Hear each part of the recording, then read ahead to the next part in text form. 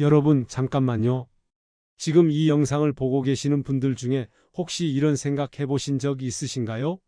나이 들어서 자식들한테 짐이 될까봐 걱정되고, 혼자 살기엔 막막하고, 그렇다고 요양원 가기엔 이르고, 바로 이런 고민 때문에 밤잠 못 이루는 분들이 정말 많으시죠? 오늘 제가 말씀드릴 시니어 주택은 바로 이런 여러분의 고민을 한 번에 해결해 줄 수 있는 완전히 새로운 대안입니다. 안녕하세요. 내 옆에 시니어 정보입니다. 최근 들어서 시니어 주택에 대한 관심이 폭발적으로 증가하고 있는데, 정작 많은 분들이 시니어 주택이 뭔지, 어떤 종류가 있는지, 얼마나 비용이 드는지 제대로 모르고 계세요. 오늘 이 영상 끝까지 보시면 시니어 주택의 모든 것을 완벽하게 이해하실 수 있을 겁니다. 그리고 여러분의 노후 계획을 완전히 바꿀 수 있는 실질적인 정보들을 얻어가실 거예요. 혹시 지금 이 내용이 도움이 되신다면 좋아요 버튼 한번 눌러주시고 구독도 꼭 부탁드립니다. 자, 그럼 먼저 왜 시니어 주택이 이렇게 주목받고 있는지부터 말씀드려야겠죠? 얼마 전에 제 상담실에 오신 김 여사님 사례를 들려드리고, 올해 72살이신 김 여사님은 아파트에서 혼자 살고 계시는데 최근 들어서 계단 오르내리기가 힘들어지기 시작했다고 하시더라고요. 그런데 더 큰 문제는 외로움이었어요. 하루 종일 말 한마디 안 하고 지나가는 날이 허다하다고 하시면서 눈물을 흘리시더라고요. 선생님, 자식들한테는 말도 못 하겠어요. 괜히 걱정만 끼치는 것 같고, 그렇다고 요양원은 아직 이른 것 같고, 정말 어떻게 해야 할지 모르겠어요. 이런 고민 여러분도 한 번쯤은 해보셨을 거예요. 실제로 제가 만나는 분들 중에 이런 고민을 하지 않는 분이 거의 없거든요. 그런데 여기서 중요한 사실 하나를 말씀드릴게요.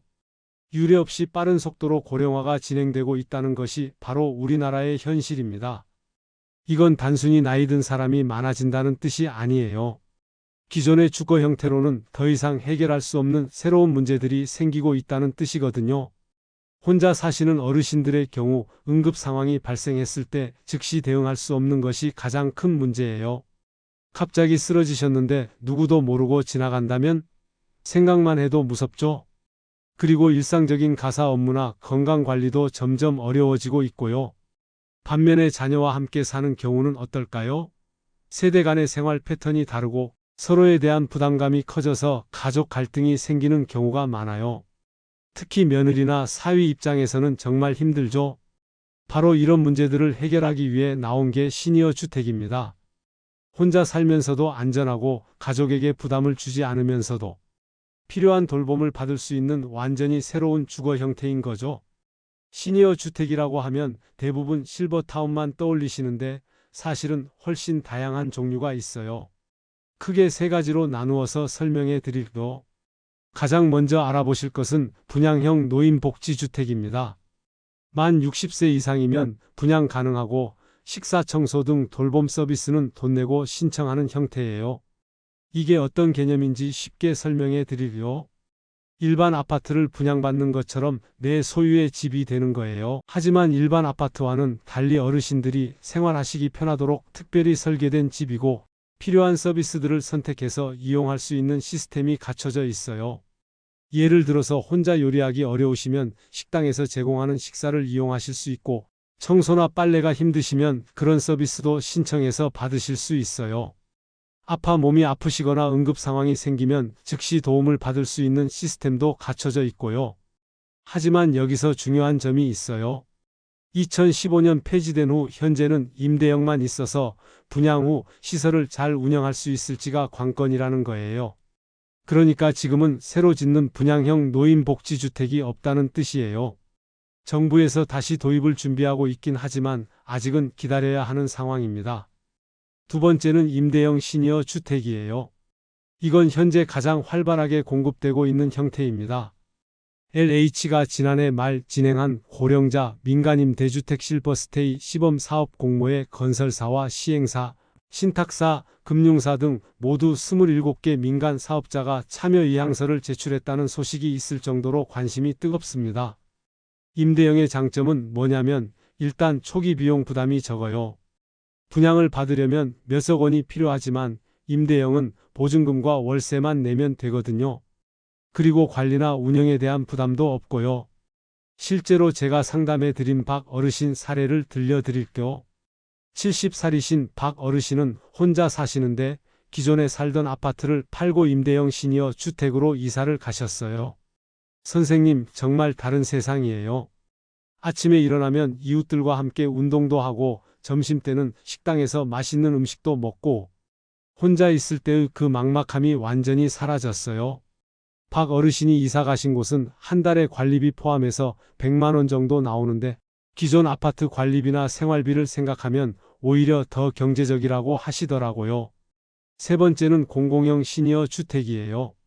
저소득 고령자층이 현 생활권에서 안정적으로 거주할 수 있도록 LH에서 기존 주택을 매입 후 저렴하게 공급하는 주택입니다. 이건 만 65세 이상 무주택 세대 구성원이어야 하고 소득 기준도 있어요. 주로 생계 유료급 여수급자가 우선순위가 되고요. 공공형의 가장 큰 장점은 저렴한 비용이에요. 일반적으로 식사를 포함한 월 생활비가 2인 기준 200만 원대로 민간의 절반 수준에 공급될 예정이거든요. 하지만 공급량이 제한적이고 신청자가 많아서 대기 시간이 길다는 단점이 있어요. 그래서 미리미리 준비하시는 것이 중요해요. 자, 그럼 이제 가장 궁금해하실 비용 이야기를 해보죠. 이게 정말 현실적으로 중요한 부분이거든요. 먼저 분양형부터 말씀드리면 지역과 시설 수준에 따라서 차이가 크지만 대략적으로 이런 수준이에요. 수도권의 경우 전용 면적 50제곱미터 기준으로 3억에서 5억 원 정도 생각하시면 되고요. 지방의 경우는 1억 5천만 원에서 3억 원 정도예요. 여기에 월 관리비가 50만 원에서 100만 원 정도 추가로 나와요. 그럼 일반 아파트랑 별로 차이가 없네요? 라고 생각하실 수 있는데 여기서 중요한 건 포함되는 서비스의 차이예요. 일반 아파트에서는 받을 수 없는 건강관리, 식사, 청소, 응급대응 등의 서비스가 모두 포함되어 있어요. 임대형은 보증금과 월세로 구성되어 있어요. 보증금은 5천만 원에서 1억 원 정도, 월세는 80만 원에서 150만 원 정도 예상하시면 됩니다. 실제 사례를 들려드리면 경기도에 있는 한 시니어 주택의 경우 보증금 7천만 원에 월세 95만 원인데 여기에 식사비 35만 원, 관리비 25만 원이 추가로 나와서 한 달에 총 155만 원 정도 드는 곳도 있어요. 공공형은 정말 저렴해요. 보증금 1천만 원에서 3천만 원 정도, 월세는 30만 원에서 50만 원 수준입니다. 여기에 관리비와 식사비를 포함해도 월 100만 원 안팎이에요. 하지만 앞서 말씀드린 것처럼 신청 조건이 까다롭고 대기자가 많다는 점을 염두에 두셔야 해요. 여기서 잠깐, 혹시 이런 비용들이 부담스러우시다고요? 걱정하지 마세요. 조금 뒤에 비용을 줄이는 방법들을 자세히 알려드릴게요. 그 전에 먼저 시니어 주택의 핵심 서비스들이 뭔지 알아보겠습니다.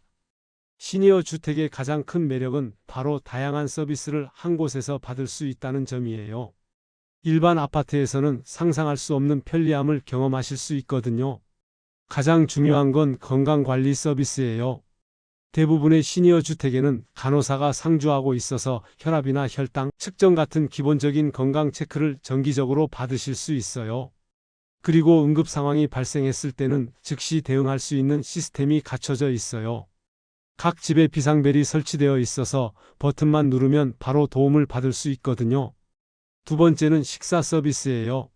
나이가 들면서 요리하는 게 점점 부담스러워지잖아요. 특히 혼자 사시는 분들은 대충 먹게 되는 경우가 많은데 이게 건강에는 정말 좋지 않아요.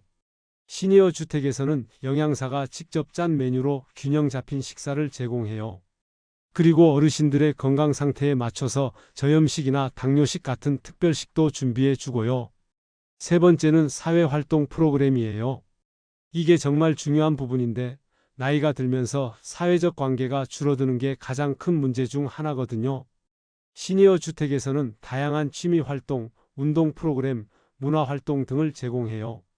요가나 태극권 같은 운동부터 시작해서 서예, 원예, 요리 교실까지 정말 다양해요.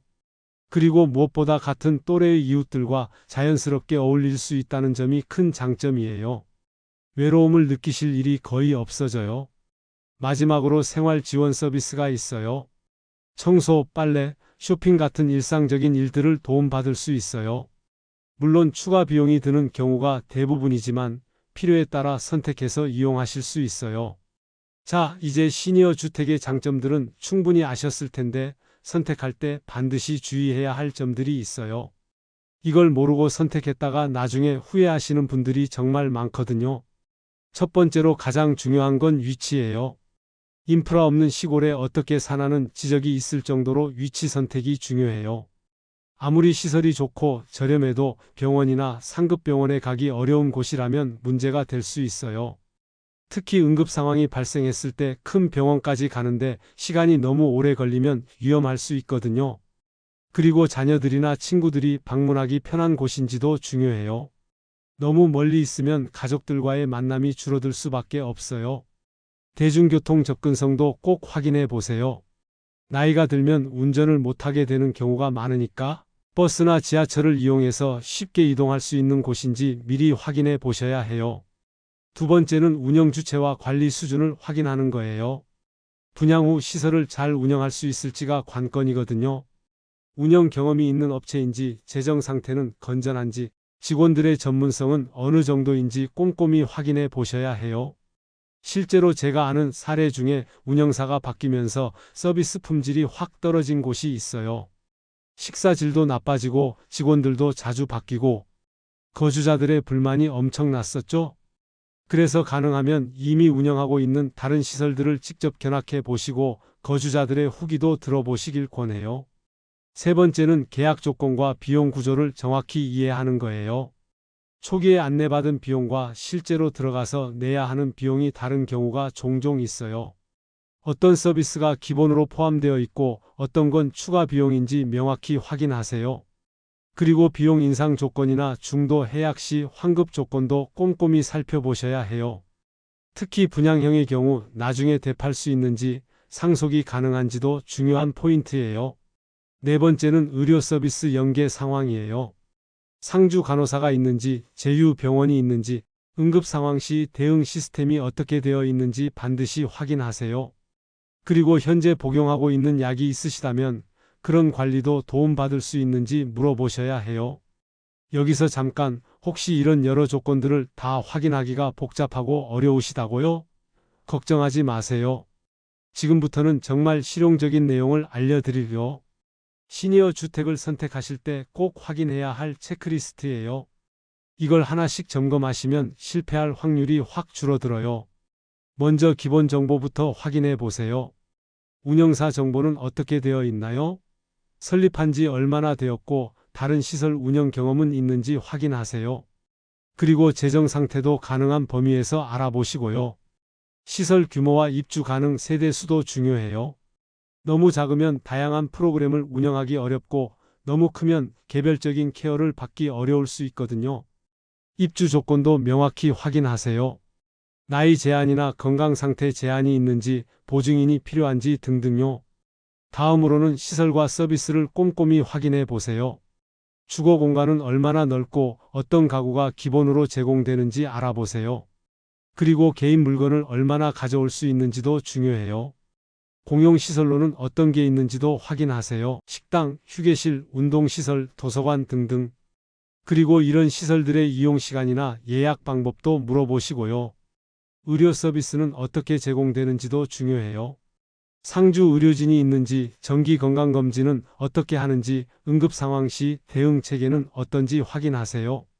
비용 관련해서는 정말 세세한 부분까지 확인하셔야 해요. 입주 시 내야 하는 비용이 얼마인지, 월 비용은 얼마인지부터 시작해서 어떤 서비스가 기본 포함이고 어떤 게 추가 비용인지 명확히 구분하세요. 그리고 비용 인상이 있다면 언제 얼마나 올리는지도 확인하고요. 중도 해약 시 환급 조건도 꼭 물어보세요. 특히 분양형의 경우 재판매가 가능한지, 상속이 가능한지도 중요한 포인트예요. 마지막으로 생활 규칙들을 확인해 보세요. 방문객 출입은 어떻게 관리되는지, 외출이나 외박에 제한이 있는지, 반려동물은 키울 수 있는지 등등 일상생활과 관련된 규칙들을 미리 알아두시는 게 좋아요. 그리고 식사 시간이나 프로그램 참여 의무가 있는지도 확인하세요. 너무 엄격한 규칙이 있으면 답답하실 수 있거든요. 시니어 주택과 관련해서 정부에서도 다양한 정책을 추진하고 있어요. 이런 정책들을 잘 활용하시면 비용 부담을 크게 줄일 수 있거든요. 정부에서는 2025년부터 본격적으로 케어 안심주택 공급을 확대하고 있어요. 이게 뭐냐면 기존 주택의 돌봄 서비스를 결합한 새로운 형태의 시니어 주택이에요. 케어 안심주택의 가장 큰 특징은 현재 살고 계시는 동네에서 벗어나지 않고도 필요한 돌봄 서비스를 받을 수 있다는 점이에요. 굳이 멀리 이사 가지 않아도 되는 거죠. 그리고 일반 시니어 주택보다 훨씬 저렴해요. 정부 지원을 받기 때문에 민간의 절반 수준으로 이용하실 수 있거든요.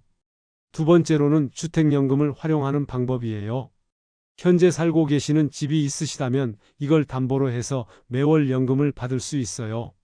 실제 사례를 들려드리면 3억 원짜리 아파트를 가지고 계신 70세 어르신의 경우 매월 약 120만 원 정도의 주택연금을 받으실 수 있어요. 이 돈으로 시니어 주택 월세를 충당하고도 남는 거죠. 그런데 여기서 중요한 점은 주택연금과 시니어 주택을 함께 활용하는 전략이에요. 기존 집은 주택연금으로 활용하고 받은 돈으로 시니어 주택에 들어가시는 거예요. 이렇게 하면 자산은 그대로 두면서도 더 나은 주거 환경을 누리실 수 있어요. 세 번째는 장기요양보험 혜택이에요. 65세 이상이시거나 65세 미만이라도 치매, 뇌혈관 질환 등 노인성 질병을 가지고 계시면 장기요양보험 신청이 가능해요. 등급을 받으시면 시니어 주택에서 제공하는 일부 돌봄 서비스를 보험으로 커버할 수 있어요. 이렇게 되면 월 부담 비용이 상당히 줄어들죠. 그런데 많은 분들이 이런 혜택이 있는지 모르고 계세요. 꼭 미리 확인해 보시고 신청하세요. 네 번째는 지자체별로 제공하는 지원 혜택이에요. 서울시의 경우 고령자 주거 안정을 위한 다양한 프로그램을 운영하고 있어요. 예를 들어서 집수리 지원, 월세 지원, 주거비 대출 등등 다양한 혜택이 있어요. 그리고 경기도나 부산시 같은 다른 지자체에서도 비슷한 프로그램들을 운영하고 있고요. 이런 혜택들은 소득 수준이나 자산 규모에 따라 차등 지원되는 경우가 많으니까 본인이 해당되는지 꼭 확인해 보세요. 여기서 정말 중요한 팁 하나 드릴게요. 이런 정부 지원 혜택들은 신청하지 않으면 절대 받을 수 없어요. 그리고 대부분 신청 기간이 정해져 있어서 놓치면 다음 해까지 기다려야 해요. 그러니까 지금 당장 필요하지 않더라도 미리미리 정보를 수집하고 준비하시는 게 중요해요. 여기서 잠깐 혹시 시니어 주택 말고 다른 선택지는 없을까 궁금하시죠? 객관적으로 비교해 드릴게요. 먼저 지금 살고 계신 집에 그대로 사시는 것과 비교해 보겠어요. 자택 거주의 장점은 익숙한 환경에서 생활할 수 있다는 점이에요. 그리고 초기 비용 부담이 없죠? 하지만 나이가 들면서 점점 관리가 어려워지고 응급 상황에 대한 대비가 부족해요. 시니어 주택은 초기 비용이 들긴 하지만 안전하고 체계적인 돌봄을 받을 수 있어요. 그리고 사회적 고립감을 해결할 수 있다는 것도 큰 장점이고요. 경제적으로 따져봐도 의외로 시니어 주택이 유리한 경우가 많아요. 기존 집의 관리비, 식비, 의료비 등을 다 합치면 시니어 주택 비용과 비슷하거나 오히려 더 많이 나오는 경우가 있거든요. 다음으로 요양원과 비교해 보겠어요. 요양원은 의료적 케어가 필요한 분들을 위한 시설이에요. 간병이나 치료가 주목적이죠. 반면에 시니어 주택은 건강한 어르신들이 독립적으로 생활하면서 필요한 서비스만 받는 곳이에요. 자유도 면에서도 확연한 차이가 있어요. 요양원은 집단 생활 규칙이 엄격하지만 시니어 주택은 개인의 프라이버시가 보장되면서도 필요할 때 도움을 받을 수 있어요. 그리고 무엇보다 심리적인 차이가 커요. 요양원은 병원에 있다는 느낌이지만 시니어 주택은 집에서 산다는 느낌이거든요. 마지막으로 자녀와 함께 사시는 것과 비교해 보겠어요. 자녀와 동거하면 가족의 따뜻함을 느낄 수 있고 경제적 부담도 줄일 수 있어요. 하지만 세대 간 생활 패턴 차이로 인한 갈등이 생기기 쉽고 서로에게 부담이 될 수 있어요. 특히 며느리나 사위 입장에서는 정말 힘들 수 있죠. 그리고 손자, 손녀들의 교육 환경에도 영향을 줄 수 있고요. 시니어 주택은 가족에게 부담을 주지 않으면서도 독립적인 생활을 할 수 있어요. 그리고 필요할 때마다 가족들과 만날 수 있으니까 오히려 더 좋은 관계를 유지할 수 있는 경우가 많아요. 자, 이제 정말 중요한 부분이에요. 오늘 이 영상을 보신 여러분이 당장 실천할 수 있는 구체적인 방법들을 알려드릴게요. 늦지 않았습니다. 지금 시작하면 충분해요. 먼저 현재 상황을 정확히 점검해 보세요. 5분만 투자하면 돼요. 종이 한 장을 준비하시고 이렇게 적어 보세요. 현재 나이, 건강 상태, 혼자 사는지, 가족과 사는지, 현재 살고 있는 집의 가치, 매월 생활비, 저축 금액, 자녀들과의 관계 등등요. 그리고 앞으로 5년, 10년 후의 상황도 예상해서 적어 보세요. 건강이 어떻게 변할지, 혼자 생활이 가능할지, 현재 집에서 계속 살 수 있을지 등등요. 이렇게 정리하다 보면 본인에게 정말 필요한 게 뭔지 명확해져요. 두 번째 단계는 정보 수집이에요. 인터넷 검색만으로는 한계가 있으니까 직접 발품을 파셔야 해요. 가까운 곳에 있는 시니어 주택들을 찾아서 정리해 보세요. 그리고 하나씩 전화해서 견학 예약을 잡으세요. 대부분 무료로 견학을 시켜줘요. 견학 갈 때는 꼭 체크리스트를 가져가세요. 아까 제가 말씀드린 항목들 말이에요. 그리고 질문할 것들을 미리 준비해 가시고요. 가능하면 가족들과 함께 가보세요. 여러 사람의 시각에서 보면 놓치는 부분을 발견할 수 있어요. 세 번째는 재정 계획을 세우는 거예요. 현재 자산을 정확히 파악하세요. 부동산, 예금, 주식, 보험 등등 모든 걸 다 정리해 보시고요. 그리고 시니어 주택에 들어간다면 필요한 비용을 계산해 보세요. 입주금, 월 생활비, 의료비, 용돈 등등을 다 포함해서요. 부족한 부분이 있다면 어떻게 채울지도 계획하세요. 기존 집을 팔 것인지, 주택연금을 활용할 것인지, 자녀들의 도움을 받을 것인지 등등요. 네 번째는 가족들과 충분히 상의하는 거예요. 자녀들에게 현재 상황과 고민을 솔직하게 이야기해 보세요. 그리고 시니어 주택에 대한 계획도 함께 공유하고요. 경제적인 부담이나 방문의 편의성 등에 대해서도 함께 고민해 보시고요. 가능하면 가족들과 함께 시니어 주택 견학도 가보세요. 직접 보면 이해도 빨라지고 걱정도 덜어져요. 마지막 단계는 단계적으로 실행하는 거예요. 한 번에 모든 걸 결정하고 실행하기는 어려우니까 차근차근 준비하세요. 우선 1순위로 생각하는 시니어 주택에 예약을 해두세요. 대부분 대기자 명단이 있으니까 미리 등록해 두는 게 좋아요. 여러분, 오늘 정말 긴 시간 동안 집중해서 들어주셔서 감사합니다. 오늘 영상이 도움이 되셨다면 좋아요 버튼 꼭 눌러주시고 구독과 알림 설정까지 해주세요.